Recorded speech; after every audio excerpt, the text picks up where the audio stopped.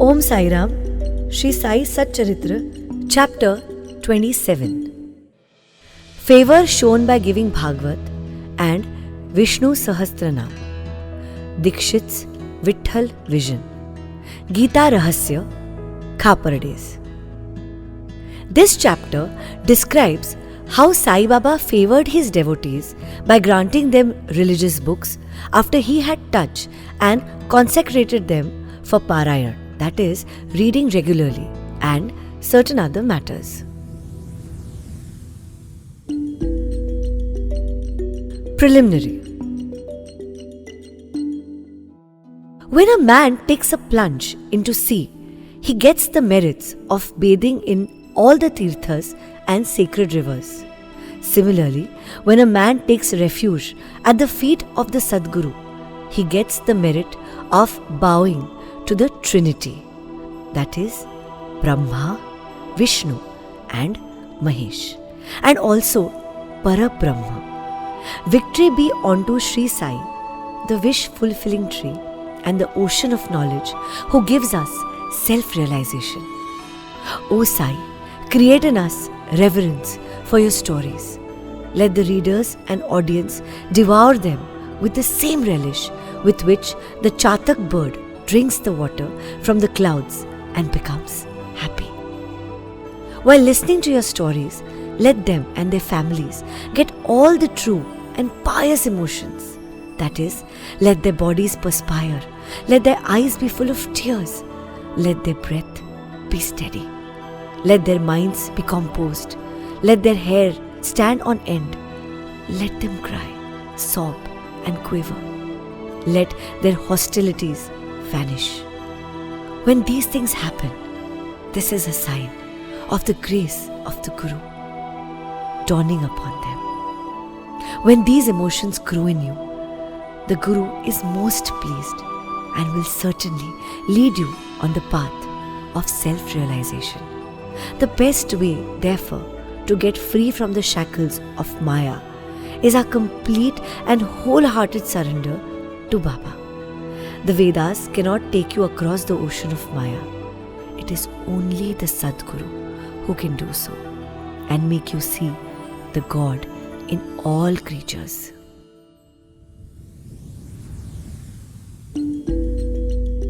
Granting consecrated book.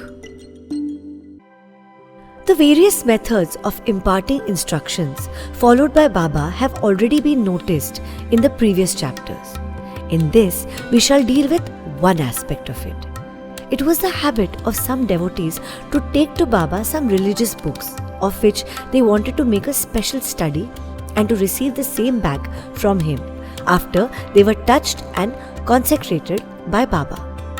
While reading such books daily, they felt that Baba was with them. Once Kaka Mahajani came to Shirdi with a copy of Ek Nathi Bhagwat. Shama took this book to read in the masjid. There Baba took it from him, touched it, and turning some pages here and there, gave it back to Shama and asked him to keep it with him. When Shama said that it belonged to Kaka and had to be returned to him, "No, no," replied Baba. "As I have given it to you, you better keep it, and it will be of use to you." In this way, many books were entrusted to Shama. Kaka Mahajani, after a few days, came again with another copy of the same Bhagwat and gave it to Baba. Then Baba gave it back as prasad and asked him to preserve it well and assured him that it would stand him in good stead.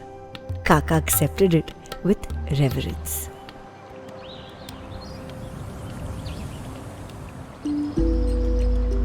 Shama and Vishnu sahastra-naam. Shama was a very intimate devotee of Baba, and Baba wanted to favour him in a particular way by giving him a copy of Vishnu sahastra-naam as prasad. This was done in the following way. Once a Ramdasi, that is, follower of the Saint Ramdas, came to Shirdi and stayed there for some time. The routine he followed daily was as follows.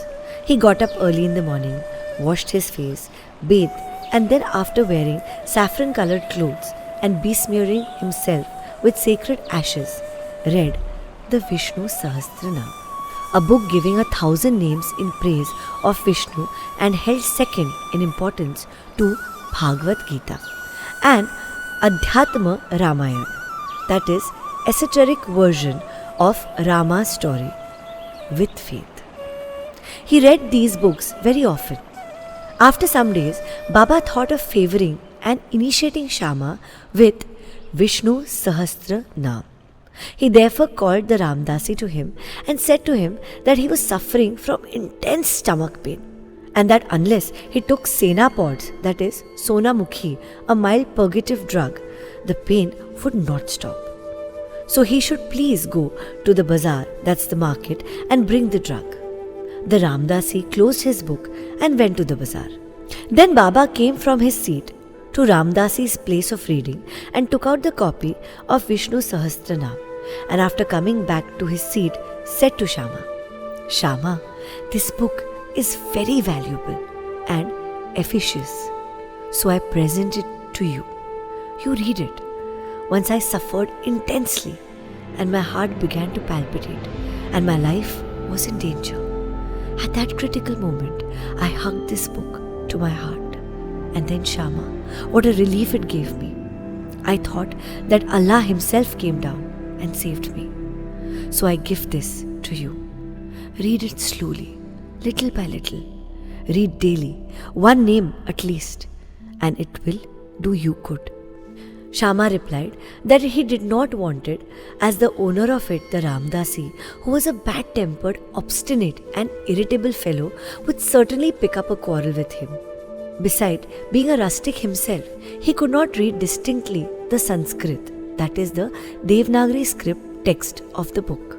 Shama thought that Baba wanted to set him up against the Ramdasi by this act of his, but he had no idea what Baba felt for him.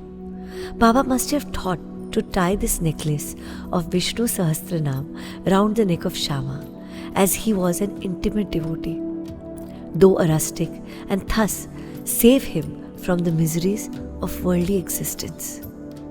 The efficacy of God's name is well known. It saves us from all sins and bad tendencies, frees us from the cycle of births and deaths.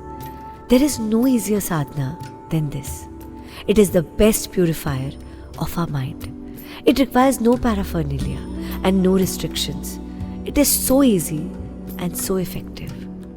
This sadhana Baba wanted Shama to practice, though he did not crave for it. So Baba forced this on him. It is also reported that long ago, Eknath Maharaj similarly forced this Vishnu Sahastra-naam on a poor Brahmin neighbor and thus saved him.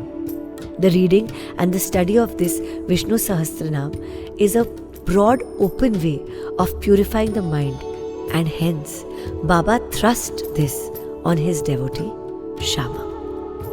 The Ramdasi returned soon with the Sena pods. Anna Chinchanikar, who was then present and wanted to play the part of Narad. Narad, the celestial rishi, who was well known for setting up confrontations between gods and demons and vice versa. So Anna informed him of what had happened. The Ramdasi at once flared up, and he came down at once on Shama with full fury. He said that it was Shama who set Baba to send him away under the pretext of stomachache from bringing the medicine, and thus took away the book. He began to scold and abuse Shama and remarked that if the book was not returned, he would dash his head.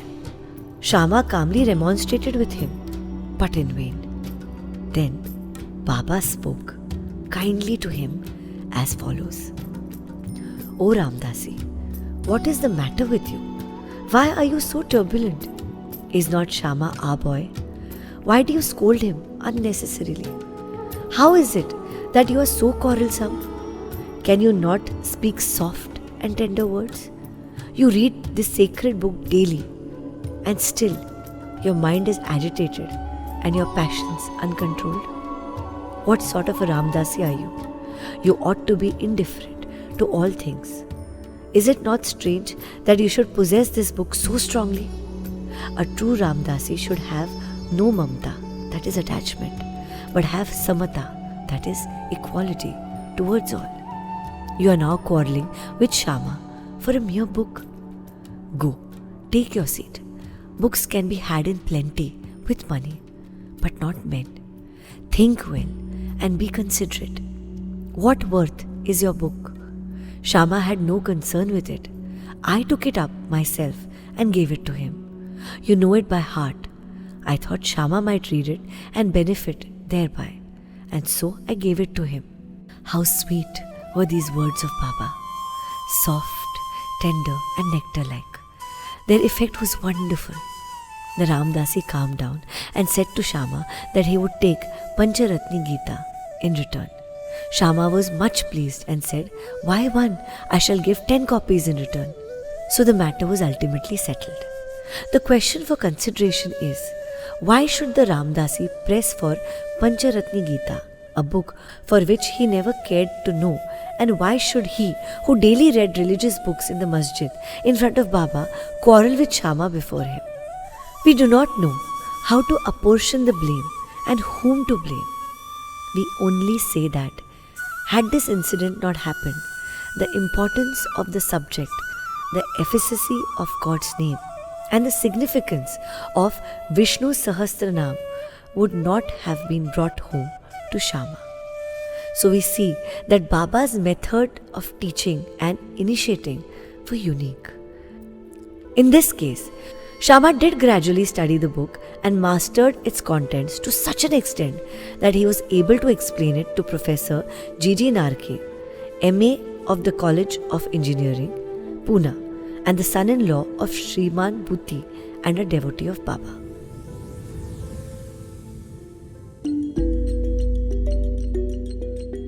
Vitthal Vision. One day, while Kaka Sahib Dixit was in meditation, after his morning bath in his vada at Shirdi, he saw a vision of Vitthal. When he went to see Baba afterwards, Baba asked him, "Did Vitthal Patil come? Did you not see him? He is very elusive. Hold him fast, otherwise he will give you the slip and run away." Then at noon, a certain hawker came there with 20 to 25 pictures of Vitthal of Pandharpur for sale. Mr. Dixit was surprised to see that the form of Vitthal he saw in his meditation exactly tallied with that in the picture, and he was also reminded of Baba's words. He therefore bought one picture most willingly and kept it in his shrine for worship.